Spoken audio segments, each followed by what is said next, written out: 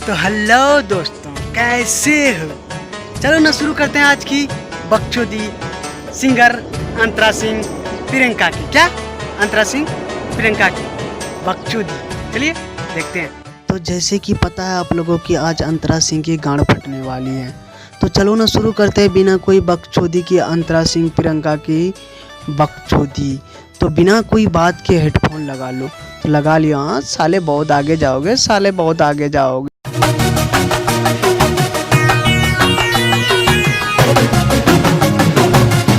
Hello भाग साला तेरी बहनी का बोर पे लो। तार बगल वाली मौसी बोला था ये भैया।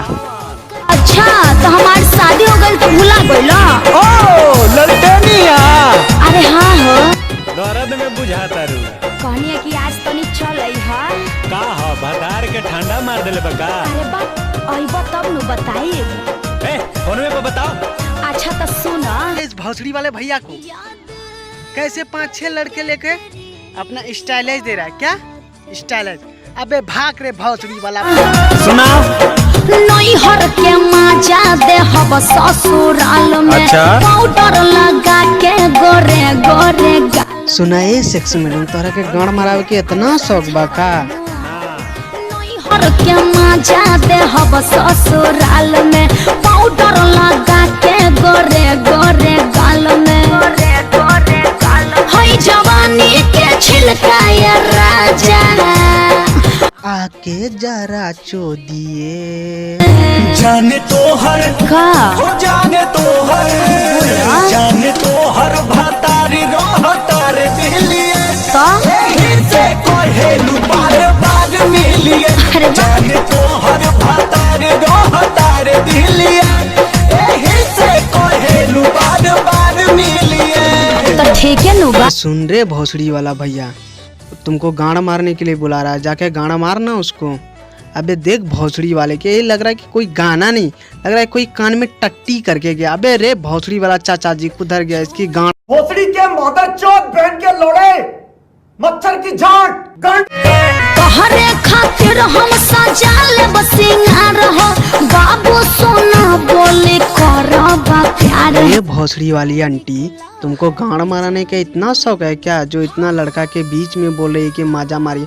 अबे साले इतना नहीं मार रहा, मजा आना मेरे साथ, मैं गाना मार लूंगा तेरे को।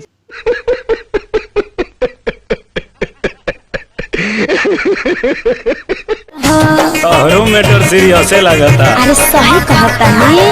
जब ले हो नहीं खन देबू खूबे माजा छोड़ देबू जहिया अइहे तोहर रात। रे भौसड़ी वाला चाचा, तुम्हारा कहने का मतलब क्या है कि तुमको रोज रोज गाड़ मारने के लिए दे? उसका बता नहीं गाड़ मारेगा क्या? तुमको गाड़ मारने के लिए देगा रे भौसड़ी वाला चाचा? अरे सुनबा तबे नु हाँ। खेलल जाई खुगे ये लोभर डंटायो रे गेलिए। तो ये गड़चोदी मैडम डंडा के लिए काहे के लिए बोल रही है? डायरेक्ट बोलो कि आके गाना मारिए।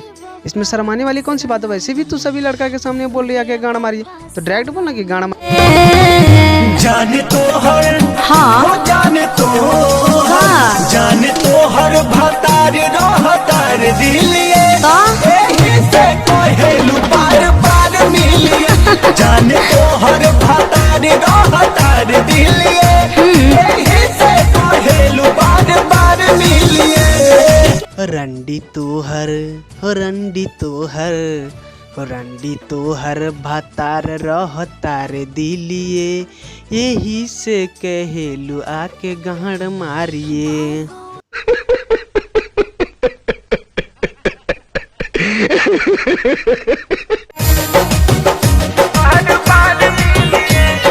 सेक्सी आंटी के आधार तो देखो, इसी के लिए ना सारा लड़का यूपी बिहार के पागल रहता है। इसके आधार तो देखो, लगता है इसको चूद करवाने का बहुत ज्यादा मूड करता है। तो जाओ ना कोई भाई इसको गाड़ मारो बे। ओ मच्छर की झांट, जा इसकी गाड़ मार। भोसड़ी के मदर चौथ बहन के लोड़े मच्छर की झांट गंड।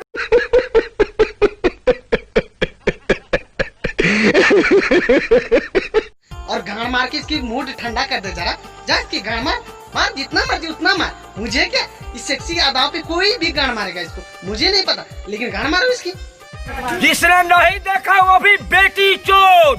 जैसे कि आप लोगों की पता है कि भोजपुरी का नंबर 1 रंडी सिंगर अंतरा सिंह है, तो इसी के साथ बाय, चलते हैं, मिलते हैं फिर किसी अगली वीडियो में।